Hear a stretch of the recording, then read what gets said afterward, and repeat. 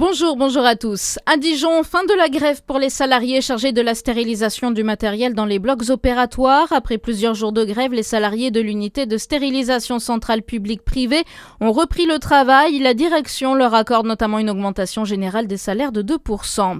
La proposition de loi pour une montagne vivante et souveraine votée en première lecture à l'Assemblée, elle vise à mieux faire reconnaître les spécificités des villages de montagne. Le texte veut rendre plus difficile la fermeture de classes ou le renforcement des dispositifs médicaux.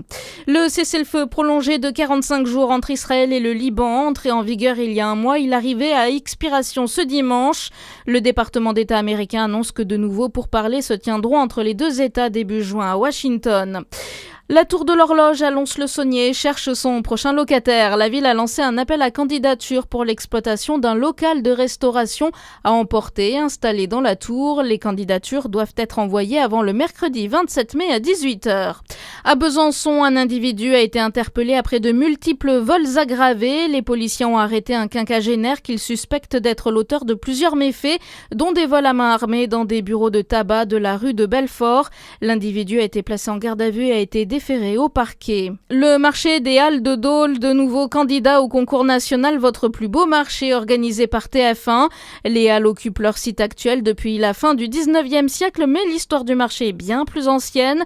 L'enjeu est désormais d'obtenir suffisamment de votes pour accéder à la phase finale et tenter de représenter la Franche-Comté au niveau national. En Saône-et-Loire, un salon régional des métiers d'art à Tournus jusqu'à dimanche soir. Il rassemble plus d'une trentaine d'artisans dans les salles du réfectoire et du cellier des moines. Et puis le DFCO victorieux 3-2 d'Orléans hier. Ils seront reçus aujourd'hui à 11h dans une cérémonie ouverte au public pour célébrer la montée en Ligue 2 à la Salle des États par la maire de Dijon.